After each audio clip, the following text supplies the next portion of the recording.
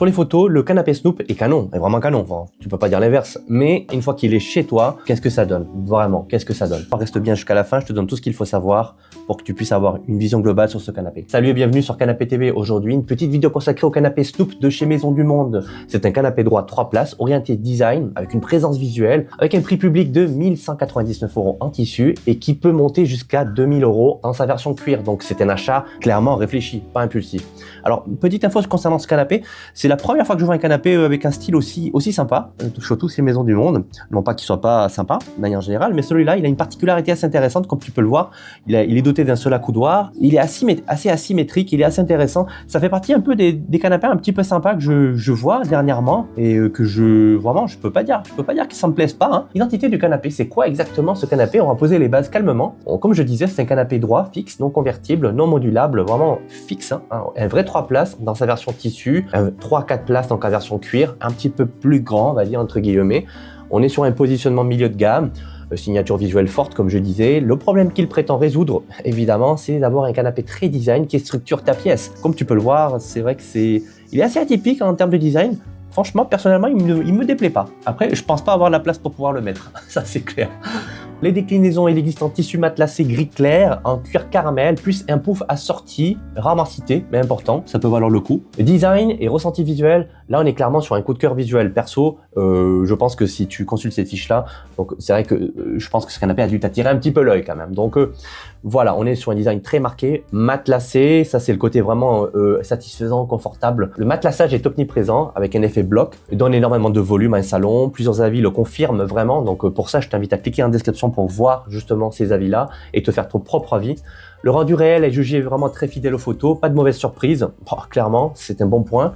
Le gris clair chiné, sobre mais lumineux. Le cuir caramel, c'est ultra chic, mais plus statutaire. Encombrement espace, on parle à mètre carré. Là, ici, on n'est pas sur Instagram, à montrer que du beau, que du joli. On parle du concret, vraiment, sur ce qu'il y a dans la fiche produit. On est sur une longueur de 2,43 m. Donc, ce n'est pas un petit canapé, tu peux t'en douter. La profondeur est de 98 cm, donc c'est assez large, avec une présence visuelle forte quand même. Hein. Ah, c'est pas rien. Et une hauteur de 71 cm, donc on est sur un dossier bas, look moderne. Alors, mais maintien limité. Voilà, c'est le problème des dossiers bas.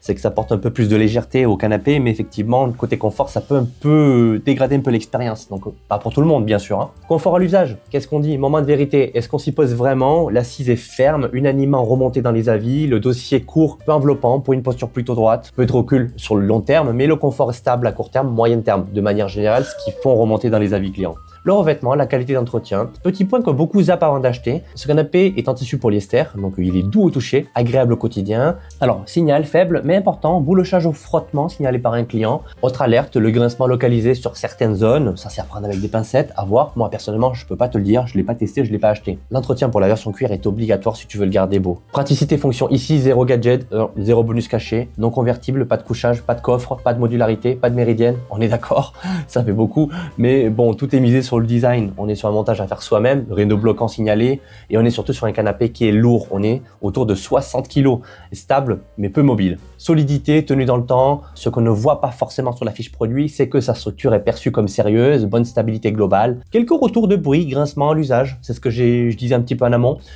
L'usure du revêtement, bon, c'est un point de vigilance principal, pas la structure, mais c'est ce qui peut revenir le plus souvent, peut-être à le protéger. Rapport qualité-prix, alors est-ce que les 1200 € ça les vaut? Est-ce que c'est cohérent? Est-ce que tu dois acheter ce canapé-là si vraiment tu as un coup de cœur?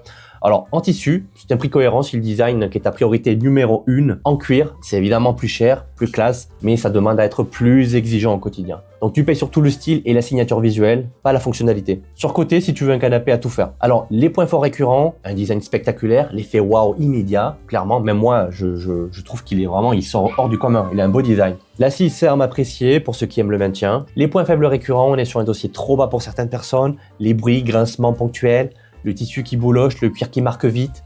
Bon, la livraison souvent critiquée, mais c'est bon, hors produit, ça n'a rien à voir avec le produit, mais c'est à signaler. Voilà ce qu'il fallait savoir sur le canapé Snoop de Maisons du Monde. Si tu as aimé cette vidéo, like, commente, partage et clique sur le lien qui se trouve en description pour aller voir toi-même cette fiche.